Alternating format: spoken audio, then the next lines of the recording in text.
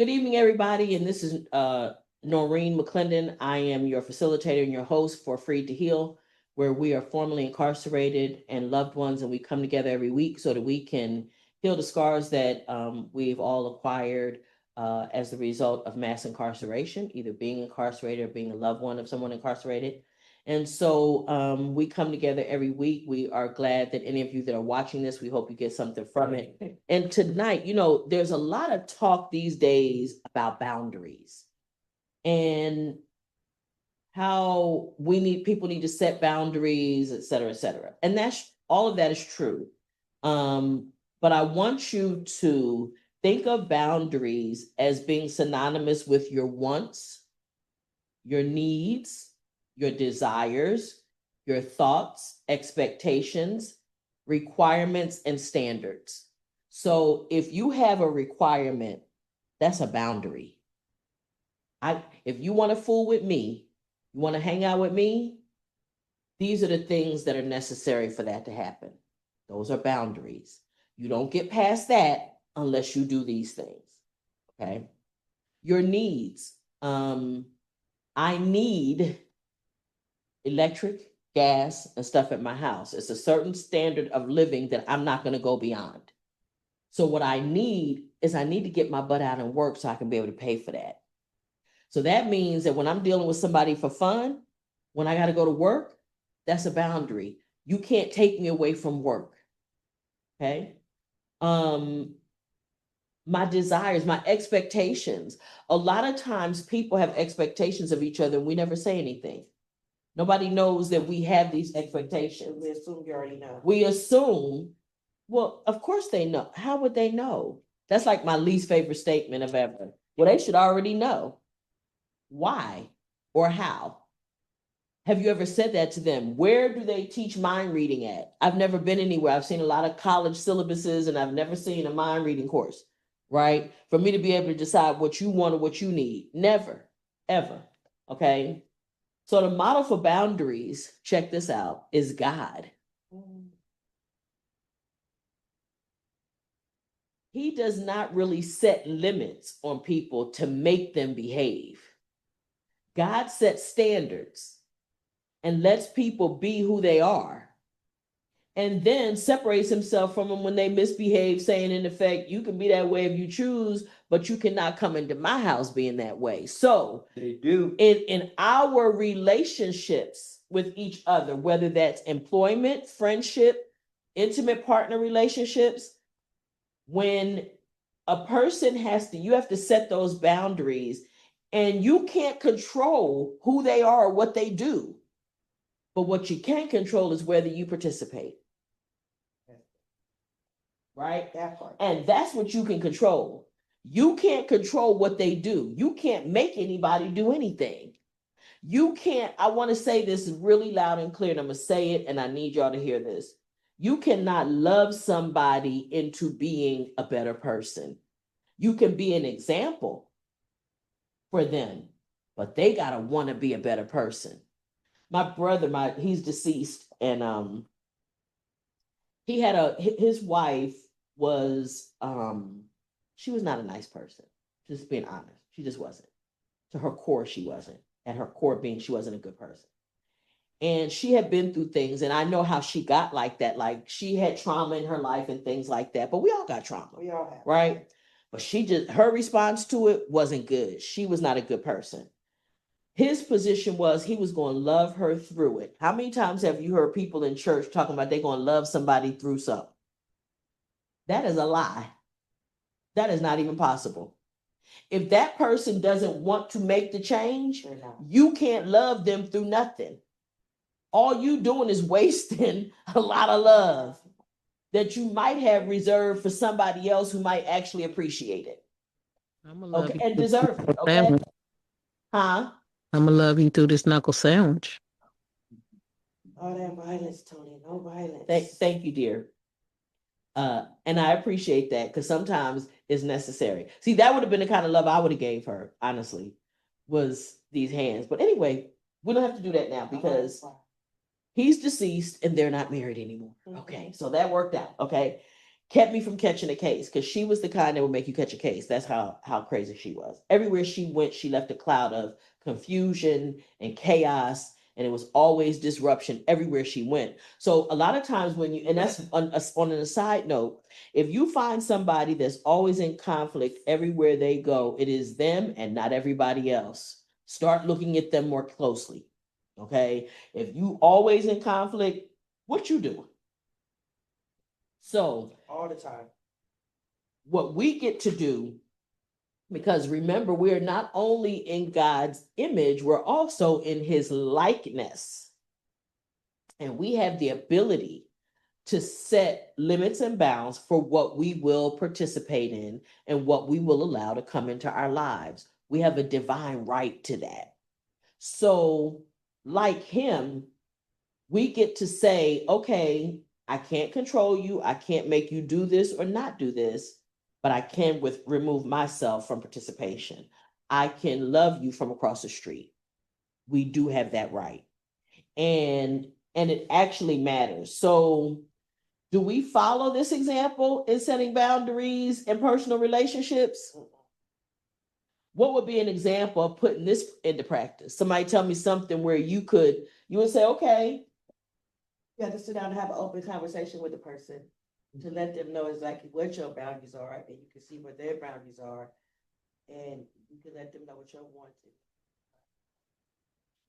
But that's not easy to do because how you open that conversation up with the person? Do you really know you want to be around them? Do you even like them? Or it's just we just went out to have coffee, or we were just hanging out today. You gotta check that. and we're going to discuss that a little bit further, right? Because it's later on in this in the topic. So some examples of places where you might actually say, okay, you can do that. Think about it this way. Think about people who do drugs, for example. I don't do heroin and crack and those kinds of drugs. There's no scenario where I want to be around on a consistent basis people who do those kind of drugs. I'm not mad at you. I'm just not participating when you do that. I'm just not doing that. So that is an instance where I get to say, I don't want to do that with you. And I'm not going to. So that's one example. Okay, so God limits his exposure to evil. Now, currently, your situation, you don't have that luxury because the evil that runs the halfway house has a position over you right now. But what is true is their days are numbered. We can see the number of days that they get to have that kind of control. And they see it. And because you're close to the end, I'm sure it feels more intense. And it may, in fact, actually be in more intense efforts to trip you up or make you frustrated or make you play it out in a particular way. I don't have no basis for that. I just know how it works, right? The closer you get to your goal, right, they want to trip you up in some kind of way, and there's more opposition that comes, particularly when your goal in your particular case is something as powerful as freedom. Freedom ain't free.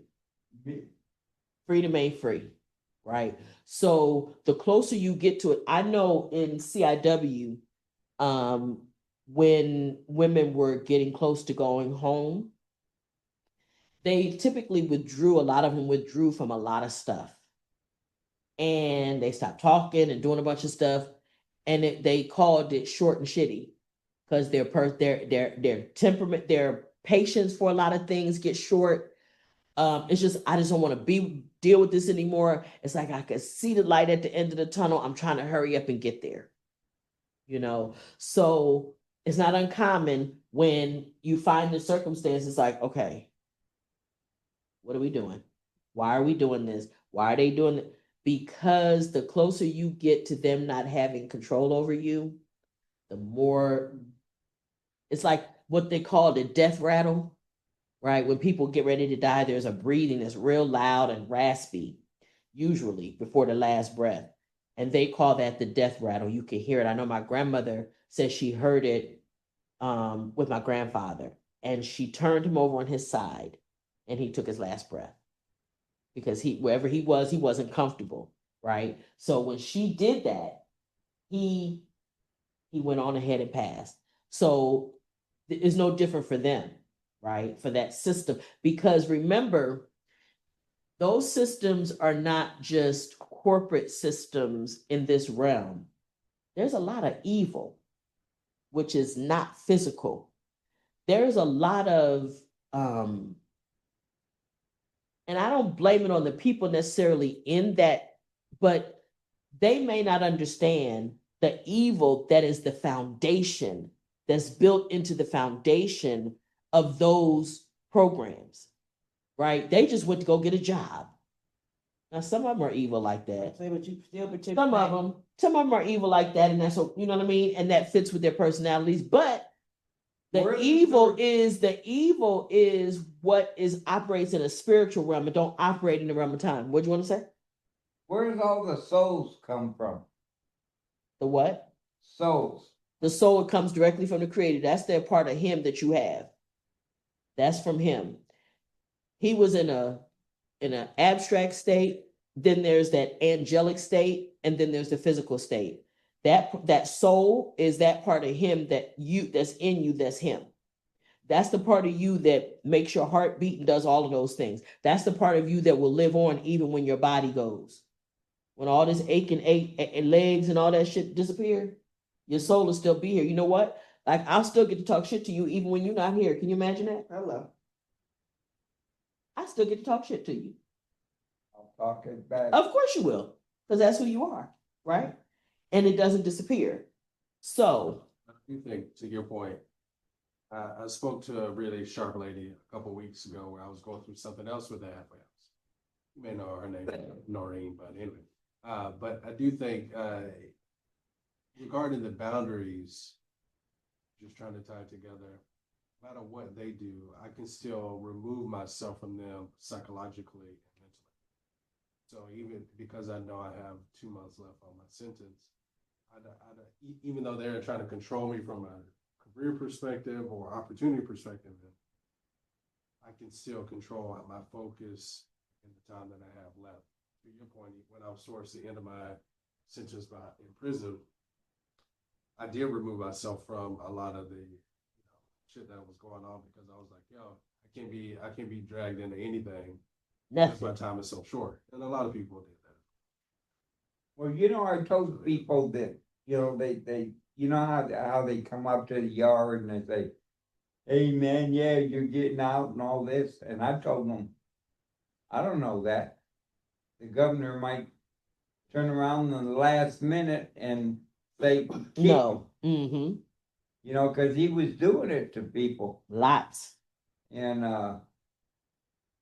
till I drove out the gate, I didn't feel secure that you was actually going to go right until you got out there. I had somebody else, he told me, he said he has seen on more than one occasion where, and he was in state prisons, but he said there were several different checkpoints that you had to go through to get out. Yep. And he had seen people get through one or two of them and get to the last one and they be told, oh no, you got to hold for this and send you back. I know, I remember Betty McKay. Betty was ready to get out and they stopped her and told her, you still got 14 more months. We did a miscalculation on your time. And she was going through the gate that she was ready to go. And gave all of her possessions, everything away that she had. She gave all that stuff away, only to get there for them to tell her, oh no, we made a miscalculation. You got 14 more months to do. So all of that, and again, one of the reasons we do Free to Heal is because those things leave scars psychologically. I think about a friend of mine, who she's been on Free to Heal. She came and did a session with us, April. And she talked about, in order for her to get past the board wanted her to say that she is basically a piece of shit. Guilty. She's a horrible person. And in order to get past the board, she had to put herself in that place, but it did damage to her psychologically because she had to sell it. And in order to sell it, she kind of had to take it on a little bit. And now, and then when she got out, then it became an issue of her, it became an issue for her to get past that and stop thinking of herself and seeing herself in that way, because this was what she had to do to get out. So there's a lot of programming that that comes into play, because at the root of it, that's the evil that is built and baked into the foundation of the process. I've seen the board talk to people and tell them, look, man, if you just invest that, you know, you were there and you did this, you know, we'll do something for you. And as soon as they do it, they nail them and say, so you've been lying to us all this time. As if who would not? Who would not, if you've been in prison for a minute, but if you have been in prison for a minute, anything longer than a day or two, and they told you, if you just got to say this and we'll let you go, who wouldn't do that? Me? Who would? Well, yeah, you didn't, but you ain't got much sense, no how. So that's tough. But no, anyway. Yeah, but no, yeah, but no, in principle, I understood. You stood on principle. You didn't say to them what. Plus, the other side of it is, in your case, you already told them from the beginning that you did it. Sure. So, in other words, it's not the difference between I didn't do it, but I'm going to lie and say this so I can get out. But you never lied. And ultimately, for them, once they could no longer use your body, they let you go. Right? Right. Once you went in there in a wheelchair and they realized that they couldn't use you for free plumbing anymore, they let you go home. I mean, this man started off, there were 8 prisons when he went in. There were 30 some by the time he came out at 30, and they sent him to every one they opened to do plumbing. But once they could no longer use him for slave labor, they let him go.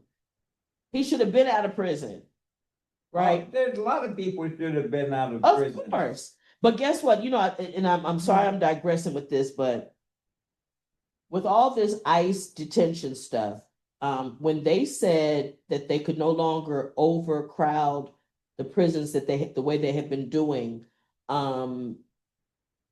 the for-profit prisons immediately switched and went into ICE detention. And that's been more than a decade or so ago. And so and now they're buying up warehouses. There was some place, this guy in Texas put up talked about a warehouse where the warehouse by right would have been about $20 million. A Russian bought it for $130 million to do immigration detention. And what it is they said to them, this is a population that they don't believe that anybody would care about and that they don't have any rights. So therefore we can enslave them for the per day. They're not even using the immigration detention folks. They just counting them for daily bed costs. Right. And somebody showed a thing like the one company is scheduled to make somewhere around $7 billion this year. $7 billion this year, housing and warehousing people, not just immigrants, because they locking up American citizens as well, because it's about the money. That's the evil baked into the system. It's the evil baked into it. But in any event, so when we start looking at that, God limits his exposure to evil. Separating ourselves protects love because we're taking a stand against things that destroy love. One of the only things that's going to overcome hate is love. Meeting hate with hate don't work. Okay? So we got to function from a place of love. That is the most powerful force in the universe is love. Proof of it, talk about somebody, the things that they wouldn't do for their child that they love.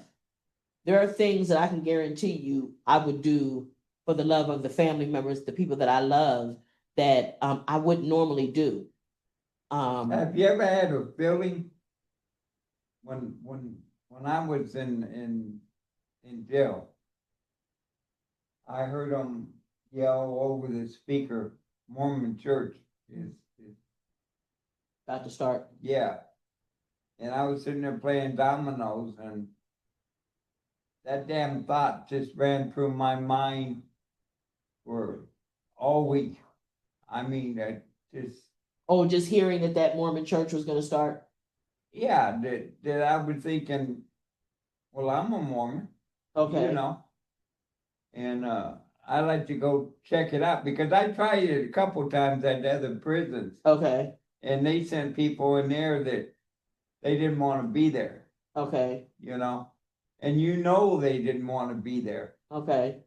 So you're asking if you ever had a feeling like where that came up. That's where I was supposed to be. Oh, absolutely, absolutely. More And- often than not, Pike. And I left the next week and went to the thing, and I met this guy who's been at the prison for 30-something years. So I know he ain't bullshitting. You know, Yeah. there's love in his heart. Uh-huh. And from that time on, for the last 8-9 years, I never missed the service unless one of them didn't show up. Okay. And there was always like 4 or 5 of them. Uh-huh.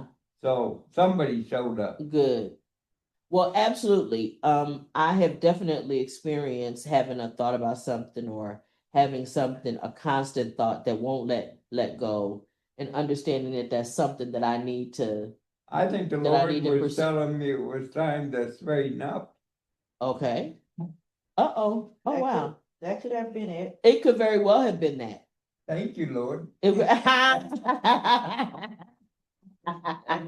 it very well could have been him saying it's time for you to straighten up, and at least pay attention to him at a minimum, right?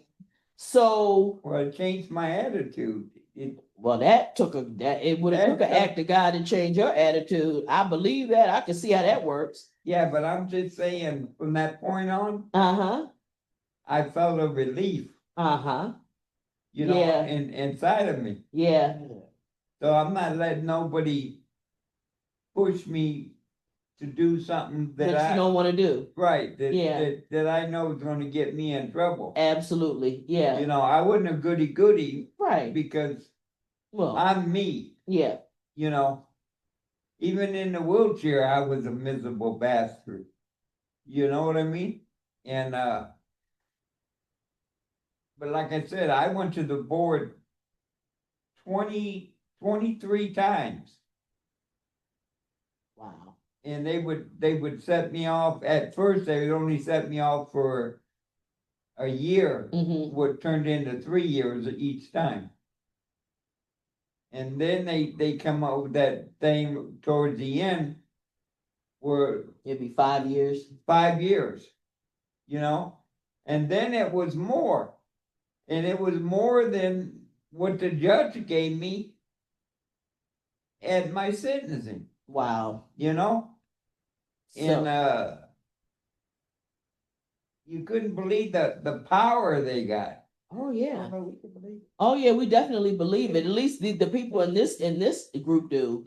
So the law of exposure says that your boundaries need to be made visible to others and communicated to them in relation to people you're in relationship with. That was a boundary you had set for yourself. That's called a boundary. So couldn't nobody tell you to do something or make you do something. That's called a boundary. Mm-hmm. And But what I've happens never been a follower. more often than not, you mentioned it earlier, Diane, is that people don't tell people what their boundaries are. They expect them to know. He should already know. Well, she's this age. How does she not know that? I would expect her as a woman of such and such an age to already know that that's acceptable or not acceptable. Or I would expect, okay, no. Well, look at the boundaries when you go into prison. You know, you got the cops' rules, right? Then you got the institute, then you You got, got yeah, the inmate group. right, yes, And the inmate group is a lot stronger yes, than the cop group, right, you know? Because the cops are not gonna right out kill you, where the inmates will, right. you know? Well, yeah, some of them, they tried to outright kill your ass, dragging you up down them steps, and it didn't they? But anyway, Yeah, yeah, they did. yeah, but anyway, listen to this, Di.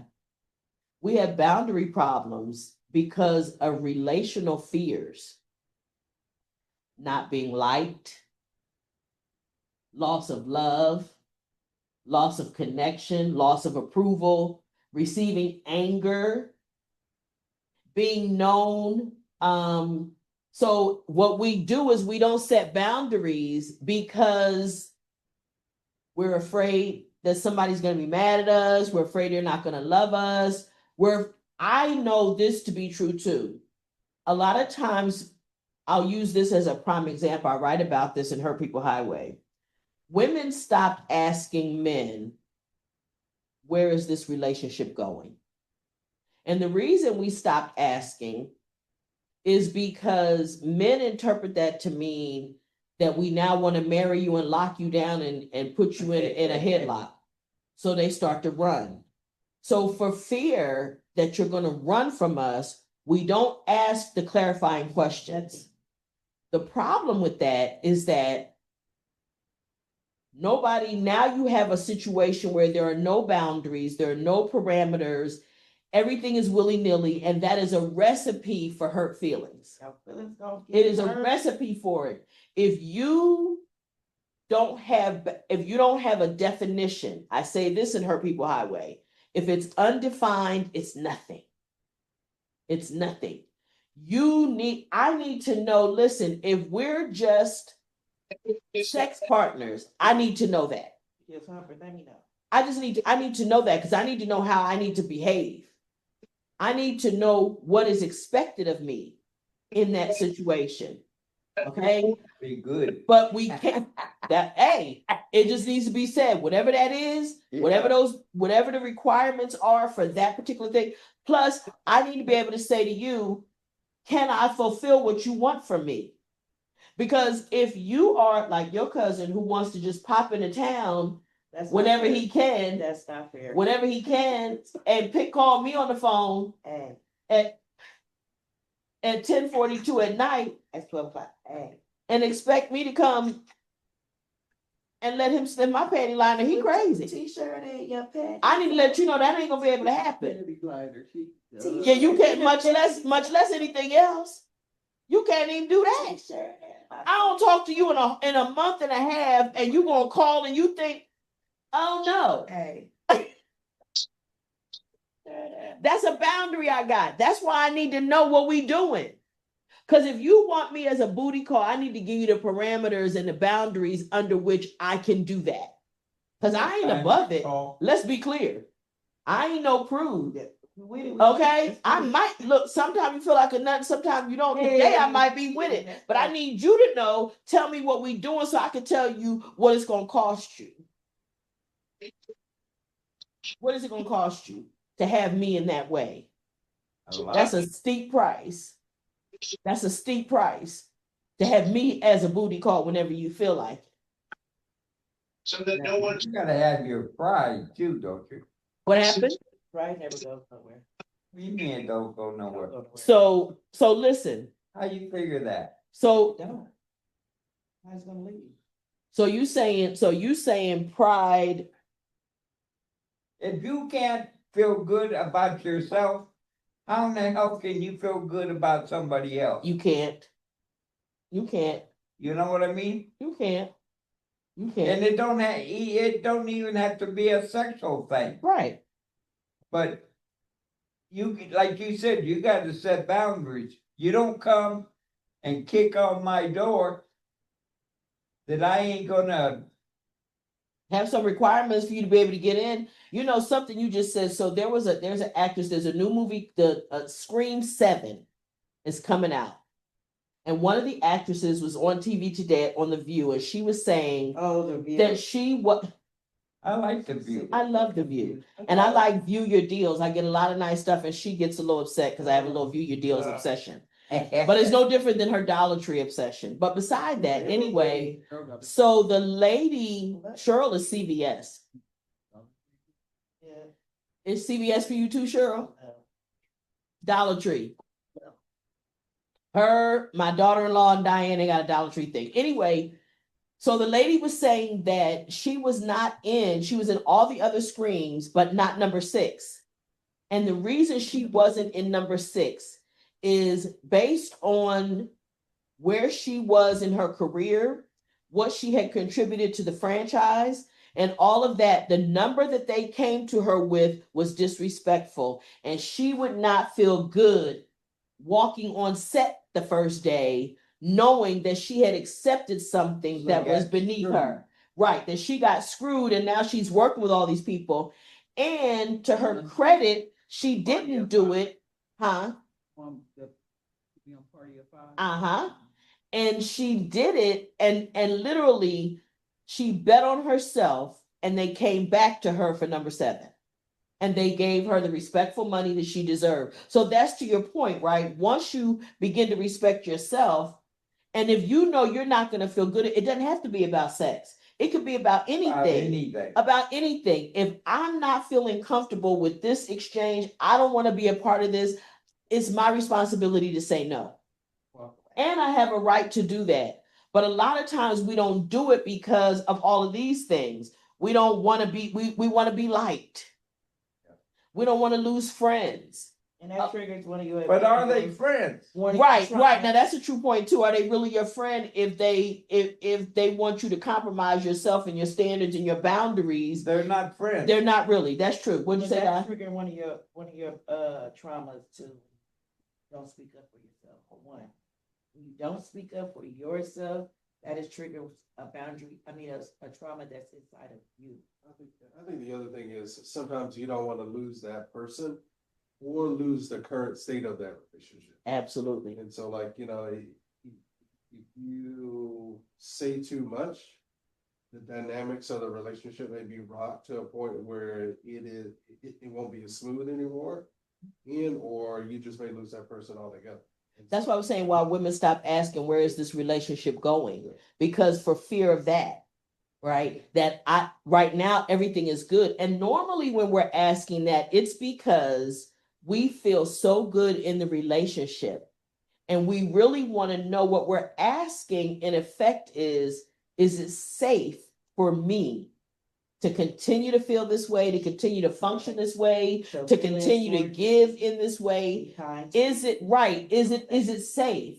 Or by me doing that, am I setting myself up to get my feelings hurt? Because I don't really know if you want more or if you want what I want. And it's not just women, men too. That happens, so yeah. So the thing of it is that we avoid clarifying and setting boundaries, which is a way to guarantee miscommunication and hurt feelings and all of those things. So you setting yourself up. I can blame you for hurting my feelings. Yeah, and it's setting ourselves up for that, which is horrible, right? So these are failures in love. So the relational problems, a problem with a relationship can only be solved in relationships. You gotta be, and part of that relationship is setting up the boundaries of what that relationship looks like. What are the parameters under me and you? Me and Diane been friends for decades. Our boundaries are pretty expansive because we will do a lot for each other. Okay. But guess what? We have a mutual respect. There's some things that I know about Diane.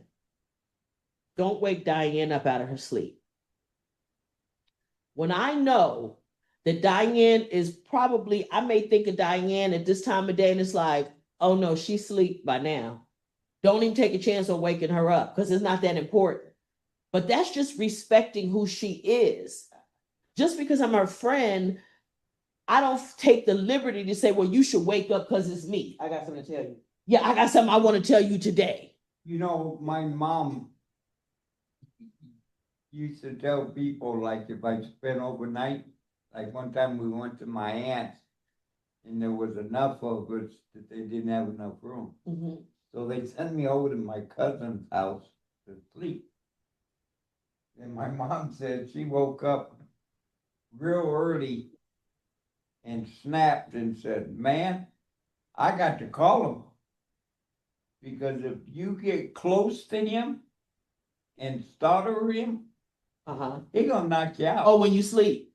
Yeah. Oh, yeah, so I from come your up sleep. swinging. Uh-huh, You know, so uh-huh. mama told him, "Get a broom." Oh, that's funny. And tapping with the, Yeah, get that broom out there, and if you want his attention, like you said, tap him. okay. So I do think that, so to your point about the boundaries, and you may be getting here, but I do think it'll be helpful for you to walk through how to do that in a way that's safe and comfortable. So that they, you know, the first thing that my mind goes to is when you're setting boundaries in relationships, is asking questions like, "Hey, do you have any boundaries?"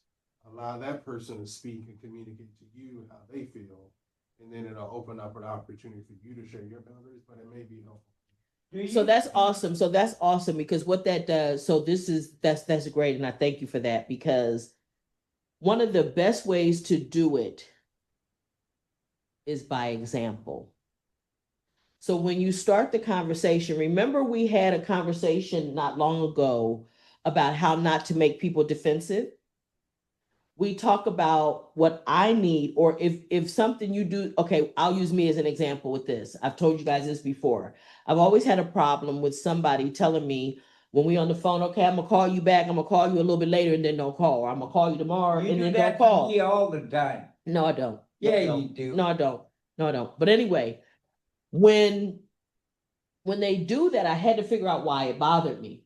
Cause they told you they was gonna call you back. Well, but it was deeper than that. What it was is when I start peeling back the layers of the onion, at the root of it, what made me so offended was I felt like you were saying that I wasn't worthy of you following through with your word, which was totally different than being angry. What it did is it hurt my feelings, I never got angry right? at you But me and you, two different people. because I know you're busy. Right. But, and again, the circumstances, but the issue is that so if somebody does that, somebody just meeting me, they don't know that about me. It is my responsibility to tell them, hey, this may not be what your intention is, but if you tell me that you're going to call and you don't call, this is the message I receive. So I'm asking you, if we're going to hang up, you don't have to promise to call me the next time or tomorrow or later on today. You don't have to promise. Just say, we'll talk soon. Or, okay, bye-bye, whatever it is. Now, that is setting a boundary. But what I did is I talked about what it means to me. Back to the point I said. Not, Yes, sir. you shouldn't do this to me because I don't like it when you do this because you always, no. That's taking away you having to be defensive. So again, leading by example, you're setting your boundary by saying what you need and what your values are. So when you want to set your boundaries with somebody, explain to them, not just say what you need them to do, but also what it signals for you and why that's important. I will use another example for me. I'm a sexual assault survivor. So I can't watch movies or things with sexual assault. I can't do it. And it's been decades, but I still can't do that. I can't. So if somebody wants to go to a movie and I know that that's in it, I should say to them, you know what? Or don't plan for me to go with you to movies that there's a potential for sexual assault. There was some series that I was watching, and all of a sudden, it seemed like every episode, it was on Hulu, and every episode there was some scene where it was a Asian people, and everybody was sexually abusing somebody. I was like, I can't even get to the end because the rest of it was good, but they did this I was like, I can't keep watching this because it's really I could feel my anxiety kicking up. It was a trigger and I could feel it. I was like, oh no, as much as I want to know what happened with this family and this business, I can't watch it anymore. So these are the kinds of things, but we are required to say that to people. So I say, if I know that I have my own trauma, which is not your fault, you didn't sexually assault me. I need to be able to say that to you in a time when it's just about me and not about you. Well, what it does is it opens up the opportunity for the other person to say, well, this is how I feel about it. Or this is why this, or this is what I would like from you. Okay, fine. And what it'll do is people will be like, well, you know what? Okay, yeah, but this is what I need. Okay. And now we're having a dialogue and it opens it up. But what I will say is the wrong time to do it is when you're in the heat, you're just mad. Because what happens, I say try to do it before the offense or the offensive behavior becomes routine. Don't ever let the offensive behavior just slide. You may not point it out in the moment, but later, let me pull you to the side and say this to you. Because again, the reason I say that too is this. What I have found being an employer, a friend, a woman, to a man, and a bunch of things, you can say almost anything to anybody in private.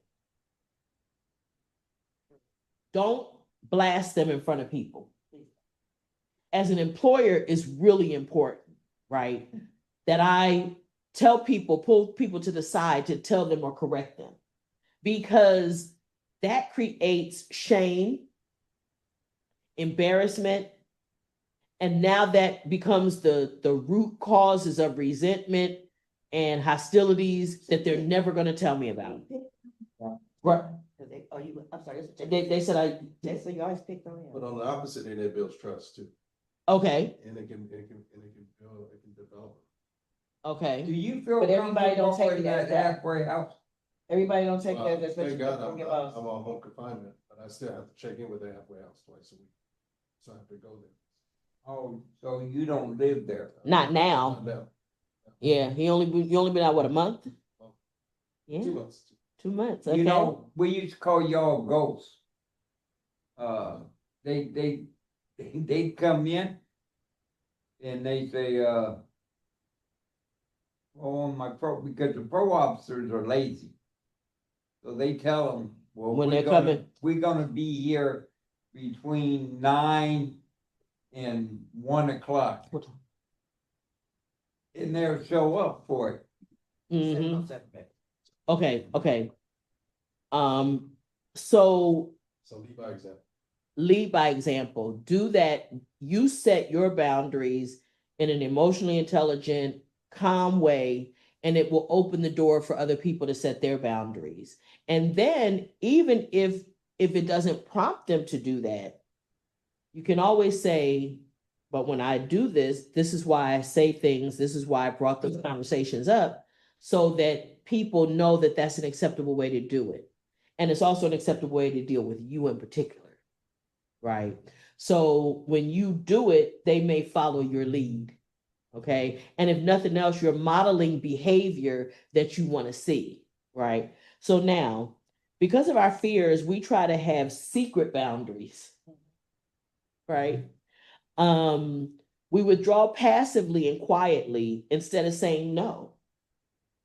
We just stop in interacting, or whatever, instead of just saying no. Not to your phone. I'm right, not taking your calls, not responding to text messages.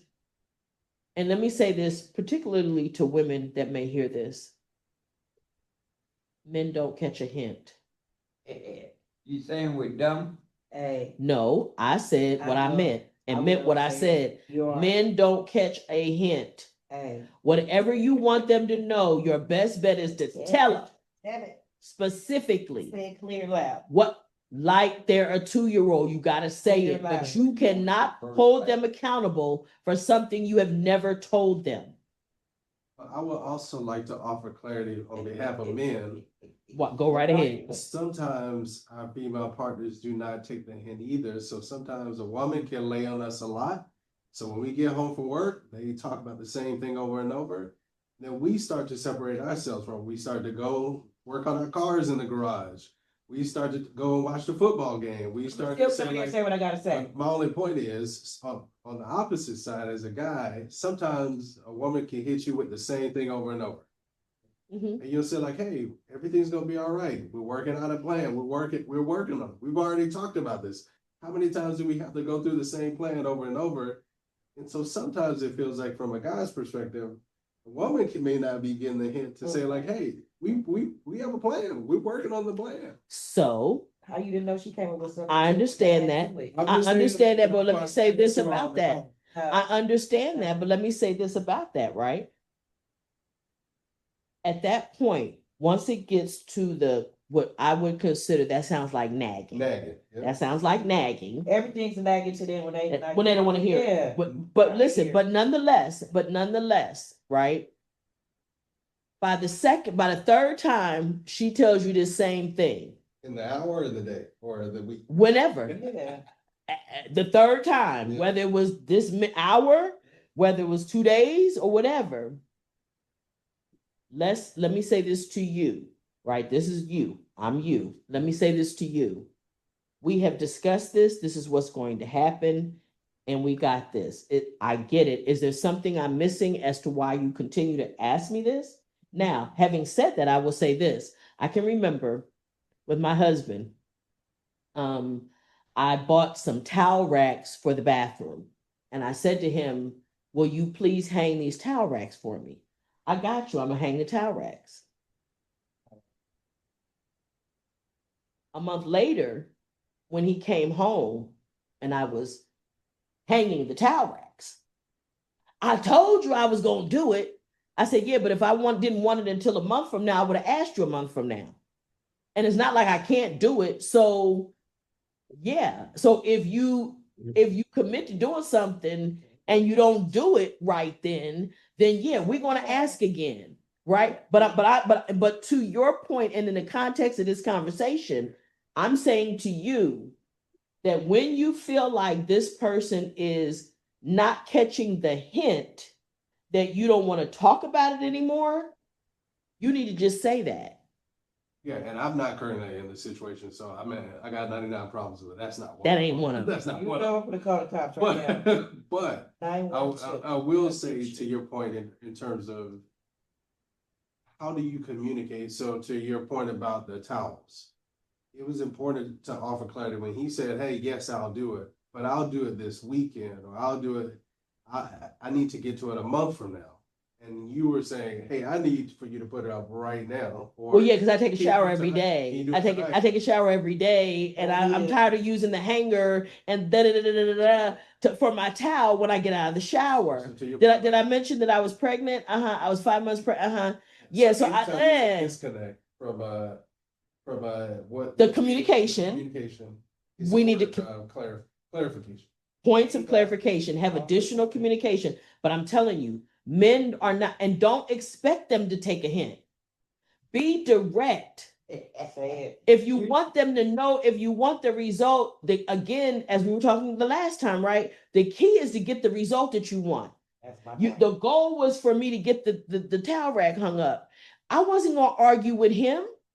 But I can go there and do it Well, I'm gonna myself. go on and just hang it up after a month, right? Because I had asked once.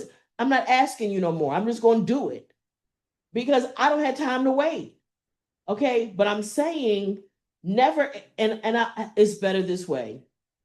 Nobody expect anybody to get something from a hint. How about that? Does that feel better? Although I will tell you that men really don't do it. They don't. No, that's not the way you guys are built. You guys are not built to take the hint. Because you guys tend to be big picture and very straight. Let's get to the chase. Hurry up. If you got a problem, let's fix it. Y'all don't want to hear all about. I mean, this is just a general way that men function. And I understand you guys, and I don't have a problem with it. That's why I'm trying to share it with people who may not understand y'all. Okay. So if you want a man to do something, be direct. If you want something from a man, be direct about what it is that you want. But let me tell you what that requires of you ladies. You gotta know what the fuck you want. Yes. You can't be all over the place. Today you want one thing and tomorrow you want something else, and then now it's two different things. No, you gotta know what you want. Guess what that requires? You to know I yourself. say knowing you first. That's where all the work come in, is knowing who you are. Knowing what works for you. You can't expect them to fix everything for you, and you don't know you. What's your job? Working for you. What's your job? So as women, we got to learn to communicate. You know, people, I've done this workshop before with us several times talking about confrontation. And people have a negative connotation toward confrontation, but the definition is simply to address something directly. That's not a bad thing, but we've made it that, so that now we try to avoid it. Well, I don't want to just tell you that I don't like horror movies. So when we first meet, oh, well, where you want to go? Let's go see Scream 7. I don't want to go see Scream 7. I don't like that kind of movie. But because you want to go, and I don't want to change the nature of the relationship right now. We vibing and so I go see Scream. No, I don't like horror movies. I could have stayed at home. There's too many kinds of movies we can go see together that we can both enjoy, right? But it requires direct communication. I can't act like it's okay today, and then now 2 years from now, well, I'll never like horror movies. Why you? Okay, but you've been going for 2 years. Never said a word. Never once complained. Because I'm psychic. I know. Right? So that's not fair. I think that's the key in terms of, I remember a relationship where it was like, hey, my brakes are starting to make a little bit of noise. Could you go and get them checked out? And I was like, yeah, I'll get them checked out. I heard the brakes the next day, and I was like, yo, you should have told me. Yeah. You need to get it done immediately. You made it seem like, oh, they're starting to make a little bit of noise. Like, you screeching down the damn street. And I need to take them in immediately because I don't think you have any brake pads. I think. Well, how did we just told you we heard the noise. You heard a little something. That's nothing. I told you. Yeah, okay. I had to hear it myself. Instead of you being like, yo, could you come and check this out for me? No. But I'm confused. Okay, wait. No, I'm gonna need Rufus, you a man. I'm gonna need you, Chester, one of y'all. I'm gonna need y'all to help, because he's saying she told him, but she didn't tell him how bad it was, and so how was she supposed to something going on with my brakes? I think something going on. Well, that's what it is. She don't know for sure. Chester, talk to me. She did the best she could. She explained it to you. Chester, You're in trouble. I can't hear you. I don't know what's going on with you. No, Why we can't hear you Chester, don't lie anymore. about for this. Rufus, I'm gonna need you to, because You said, what did he just say? I can't so hardly he hear you. said, so listen, so we talking about you gotta nurture back Right. his nose and people don't take a hint. He's Right. saying that he's remembering a relationship where she said to him, I think it's something going on with my brakes. Can you check my brakes? And he said he would. Take the Oh, car. can you take it to get it checked? And he said he would. The next day, he heard the brakes squealing, and he was like, hey, you should have told me that this was urgent and it had to happen immediately. Check it out. Yeah. No, I like you said, and it's about, like you said, it's about being direct, and a lot of people don't want to be direct because they don't want to accept the consequences or the Right, alternative. but this is my question. How more direct could she have been? In other words, She because couldn't have been. She said it. That was as direct as you can get, unless she beat him over the head and said, "I need you to do it now." But if they said they wanted their brakes fixed, then Thank you. you can't get no direct than that. Oh, no, get out. Oh, wait, you didn't hear him. You didn't hear him, Rufus. He gonna say, Don't do that. first of all, it wasn't his car. Whatever, okay, but Miss Cheryl, I see your hand up. Thank you, Rufus, because I don't know what you're gonna, go ahead, Miss Cheryl, what was you gonna say? Are they still talking in the background? Miss Cheryl said, are y'all talking in the background? Go ahead, Miss Cheryl. So the average woman doesn't know about cars. That's why women drive their cars with no oil in them because they don't know. So why wouldn't a man who cares about a woman when she says, I hear a little noise, not go and check it and see, especially if you know her, but the average woman doesn't know anything about a car, right? Right. So it's not a thing like she should have said something different. No, she said it. She She said said the it's only thing making she a did little is noise. say, How I does hear she know it's something. not a big noise? She heard it. She says it's a little noise. She don't know what a big noise is when a car starts messing up like that. And if her brake pads, was out, you should have known that long before then. That shit must have been going- that must have been Okay, long thank you, time. Miss Cheryl. So you never rode her car? Yeah, that's what I thought. When that was You never rode her? You when I haven't actually, never rode her car? no. Okay, so I actually thought to myself, have you never rode in a car to know what brakes are? Of course not. Okay, she had never rode in a car. and, There's so and many- even if she rode in a car and she heard the noise of the brake squealer, she don't necessarily know that that's, you know, this is where the concept of this is where the concept of Not making assumptions. well, right, but Sorry. also that Yeah. we see the world as we are. So in other words, because he knows what that means, and that noise, you thought she knew, right? And she didn't know. It occurred to her, wait a minute, that don't sound good. So she did the only thing she needed to do, which was to tell you, the guy. And I'll tell Hello, that you told the guy. It ain't on for us to say, but anyway, when I heard Don't it, speak for all men. but I do think at the end of the day, I do think there was a lack of communication. That's not a lack of No, communication. no, If hey. you'd have heard that car, What that sound like she told you? But she told What you. it sound like? So it The means lack of understanding is what it is, a lack of understanding. Come on, man. Back it up. So- Keys, man. Let me go Now. outside. Hello. okay. You ain't gonna win, dude. that's Give what I had it to up. do. That's what I had to do next day. So listen to Guess this what? If my too. brakes sound like that, I would have drove to a brake shop. That's Yeah. you. That's again why I say we see the world as we The are. average woman doesn't understand brakes because We don't when know he said, that. when We he don't know said, that. when he said that you don't have brake pads, how would she know You don't even know if what that she's meant. never It's worked on he a might as well car? been speaking Chinese. All she knew was she heard a noise and she think it's something wrong, and she That's came what to the she didn't man, say. My to the brakes. source, that She didn't say, felt to "Hey, help her. something's wrong with my brakes." She said, "My car is making a noise." She knows what that brakes sound like. She don't even drive. Can you hear me? Well, that's not what you Yes. said. Oh, I can hear you now. So she would have Hey, said, listen. Wait, we can hear Chester now. Wait, go ahead. Let me just say this. Uncut. He fucked up. He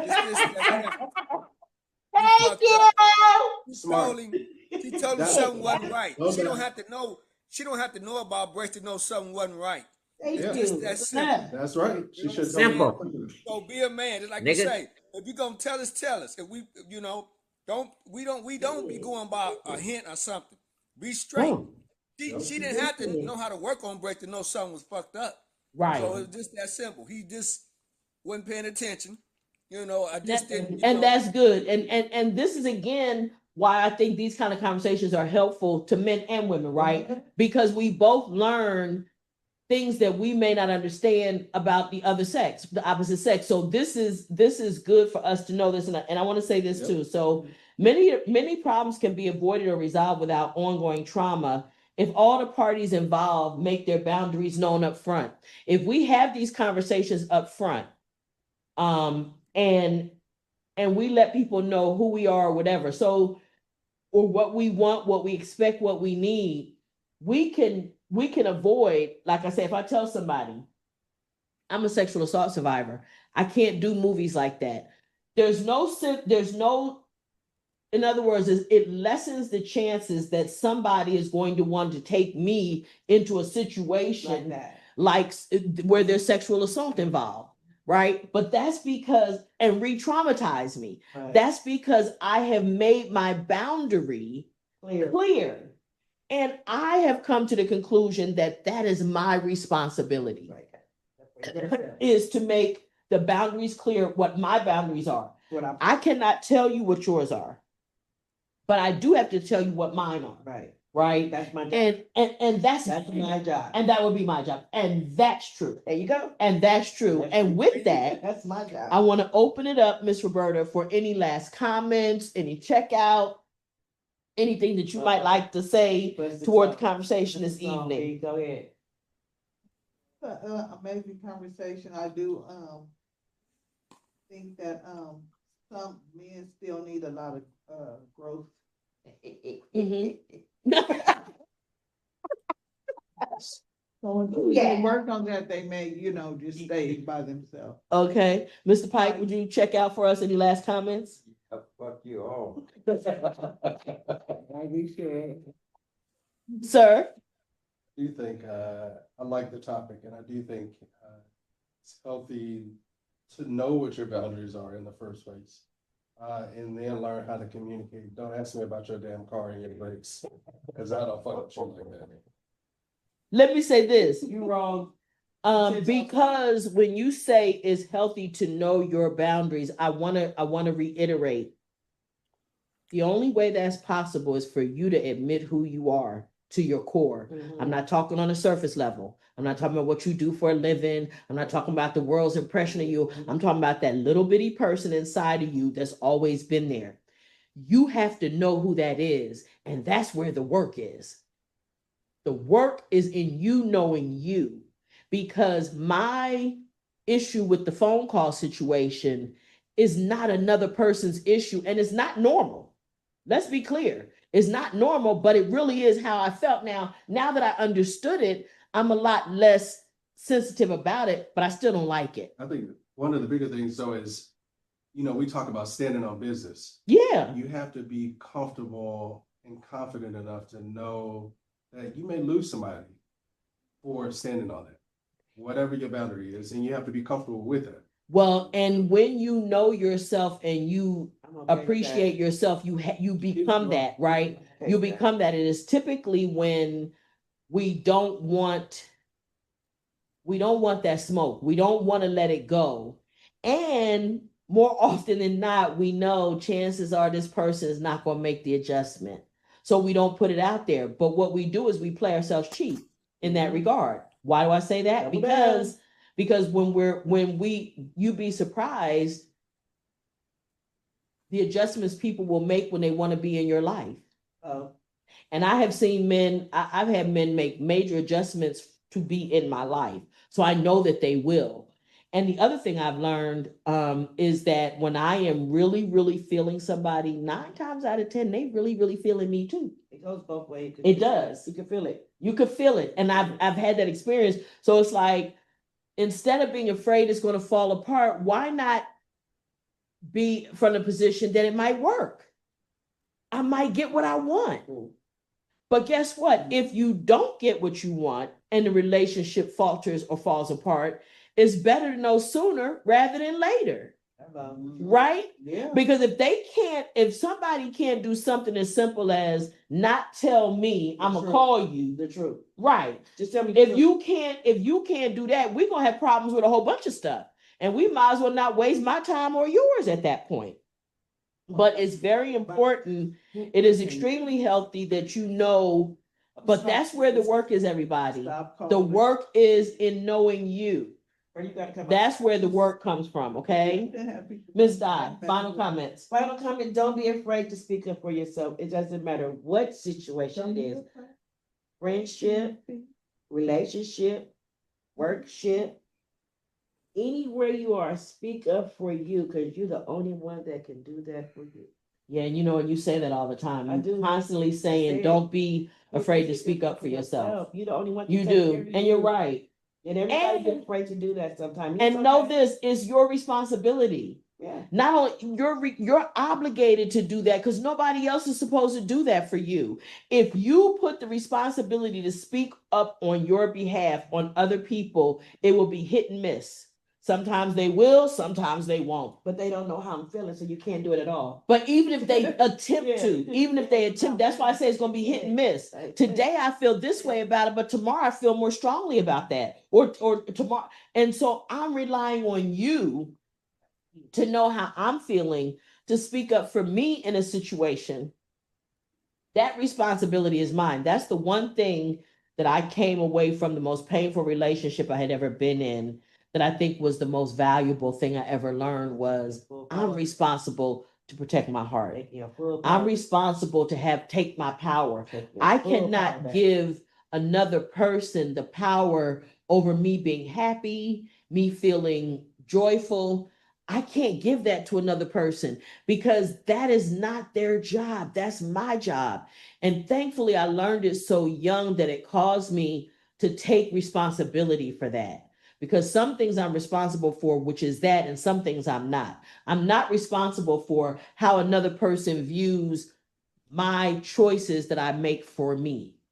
How you feel about that? Look at me. I can't Yeah, make you no. look at me the way I want you to look at me. That's only on you. Yeah. But I can look at me the way I want to. Yes. That's Yeah. it. But you're right. I'm not responsible, nor can I change how you feel about how I feel about me or what I do or what you think. No, I can't do that. So I want to go to you, Miss Cheryl, Miss Tony, I know I'm a little scared. Carlos, Monique. Last comments? Anything y'all want to say about the topic? I would like to say this. First of all, if men and women would get to know each other first, then they would know about each other instead of being physically attracted. You have sex, you don't get to know the person. Get to know the people. You'll know if they know about a car, not make the assumption that because she says, hey, it's making a little noise. Women do it, the average woman does not know about a car. Right. The average woman doesn't know. And it's the initiative of a man who is a man. You should be taking care of the car anyway before it gets to a point. Thank you. Right. The other thing about what you said, Cheryl, is that most people is that I write in Hurt People Highway that is one of the most consistent reasons that people get hurt is that they begin to engage in sex too soon. Yeah. And it's too intimate of a behavior to engage in when you don't know the person, right? So that is a recipe for disaster. But thank you for those comments. Miss Tony, Carlos, Yes, sir. anything for you? Anything you want to say? No, it's okay. So I hear it to the conversation, but it's pretty good. Yeah, Awesome. thank you. Yeah. Absolutely. I just didn't want you to think you couldn't speak. Tony, you want to go ahead now, sweetie? Yeah, I agree. I agree with with everything that's been said. I think that it does take some time. I think on both sides of it, listening to the car thing, there could be a piece of the man that makes an assumption that because maybe his sisters know that woman that he was with should know, and then from her perspective, it could be that she's never had to deal with that. So I do think from both parties that it does take that you need to learn the person and know that. But I think that also comes with age and it comes with growth and wisdom, that we do get to these places. So, great topic, great conversation, and we're all still learning. Absolutely. And so let me just say in advance, next Tuesday when you come, there will be people here, but they will be leaving. Don't start. Don't start. Don't. I'm merely trying to communicate in advance. Okay, I So appreciate that you're aware. Okay. Thank you very much. It's still Roberta's fault, but I okay. have no plans Okay. for the future. Monique, Don't sing. Monique, I don't know. It was a good topic. you all right? I You went calm through down, it. baby. Huh? You calm down. I'm sleepy. Yeah, the battery came, so everything is good. So when I first got out of prison, I met a guy at the halfway house, and I thought he was like my little dream guy. Got married to him, and before I was with this guy, I would sing and I would dance and I would write, but he was the only person that told me I wasn't that great. He was the only one person. And because of that, I stopped doing everything that I normally do: sing, dance, write, straw.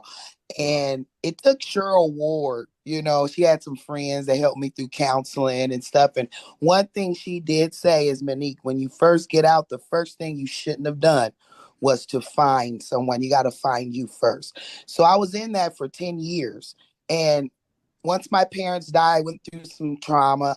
10 years later, when I look back on the situation, because we've been divorced, been separated for almost 10 years now. But now when I date or meet guys, I'm very cautious, and I think a lot of the stuff that I went through with him causes me to be very cautious. So, I'm cool with just me and my 3 children, So I got 99 problems, but a him ain't one. And I'm not one to like search for it. I ain't looking for it. I finally got peace within myself with being alone. And it's kind of fun, freaking fun. I was alone in prison for a long time, even though people were there. But being alone by yourself, growing and getting to know who you are outside of those walls is really worth it. So this was good. And I will say this. I will say this, Monique, is that had you set boundaries at the beginning and not given him the power to affect how you behaved, wouldn't have gotten hurt so bad, right? Because what you did, you gave his opinion the power to cause you to stop doing things that you love to do. And so because you gave him that power. No matter what. Oh yeah, I don't right. No blame. No. So this is what we do, right? Take the blame. I take the blame. The blame ain't on them. Or we learned, we grew, and we can now co-parent well. Good. Well, I'm so glad to have you. You pop in and out every now and again. Now I know it's because you get tired and it's late for you. So yeah, because I got to get up at 3 a.m. to be at work. So I'm grateful that you showed up, and I'm grateful that you participated. And so thank you for being here. Mr. Chester, you want to check out anything you want to say? Can you hear me? I can. Can you hear me? Yes. Yes. I think it was a beautiful topic. And like you said, you have to know yourself. Be happy with who you are. You know yourself, then you can be good to someone else. You have to value, set some values. Know that you worthy. You know what I'm saying? And if that next person don't make you happy, the hell with him. You know what I'm saying? Absolutely. Because your happiness means more to you than anybody else. And that's how I live. I try to live happy. If you ain't with what I'm doing, it's good. I might got 2 or 3, maybe 4 good friends. Rufus is one of them. You know what I'm saying? Me and him talk a lot. We go through, he's a good dude, and I build strength off that dude, because he's a good dude, and I try to be strong in who I am today. That's all. And like you're saying, know who you are. So, yeah, but I like the topic. Awesome. Mr. Rufus, any final words from you, sweetie? Yeah, perfect topic, because Chester and I talk about this a lot recently too. And it's like, I forgot what Di just said. She said, what did she say? Make decisions for yourself or something she said. And stand up for yourself. Stand up for yourself. And that's what that's what it's about. It's about standing up for yourself. And then it's a song that said, part of it, he talk about, not being direct or innuendos or something like that. Yeah. And he said, if I'm thirsty, I'm gonna ask for some water. You know what I'm saying? If you say you thirsty, somebody might say, oh, you want a glass of water? You might want a soda, but just tell them what you want. It's on you.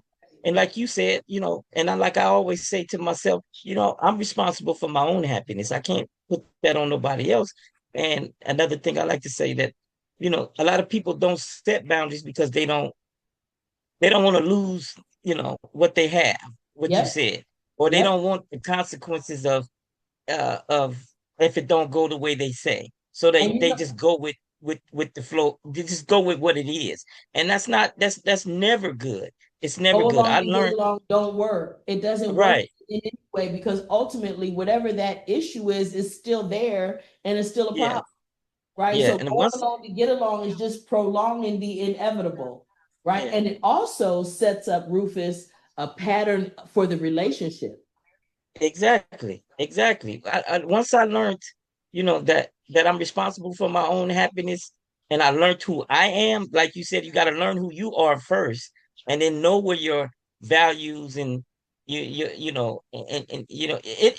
I do believe that you don't necessarily have to set it out at the outset because you don't know it all at the outset. But when it comes into your space, speak up, Yes, speak that's up, what I was saying and earlier. and Don't let a let it person know. slide. Don't ever let it slide. Don't do Yeah, that, yeah, because it's not yeah. your responsibility to it's on them to respond to whatever it is that you put out there. You know what I mean? Absolutely. But it's your responsibility to let a Put it person out. know, and Exactly. and set your own boundaries in that way by speaking up for yourself. Speak up for yourself, because if you don't, nobody else will. And like you said, it leaves the relationship open to all kind of stuff. You know what I mean? So that's a wonderful topic, perfect topic. We talk about this all Wonderful. the time. Me I'm and so Chester grateful and I. that you all were here tonight. I have to say that I think 1, 2, 3, 4, 5. So I think we were equal men and women tonight, which makes me happy because I always get a little concerned when it's just week where it's just weeks was all women here and stuff. And so I'm glad to have you guys that you had the time to be here with us. I miss you guys when you're not here. I always love to have the male perspective specifically because when I say things, I love the fact that Brenton was able to say different things, like a different perspective or to push back and say, because that is a good dialogue so that people from all sides can learn from it. So I'm grateful for that. I'm glad you guys were here. Anybody check us out on YouTube, Free to Heal LA, on YouTube, Facebook, Instagram. If you have topics that you want us to discuss, let us know. But by all means, join us, and we'll be back here next week at Free to Heal. See you guys. Bye, Monique. We miss you.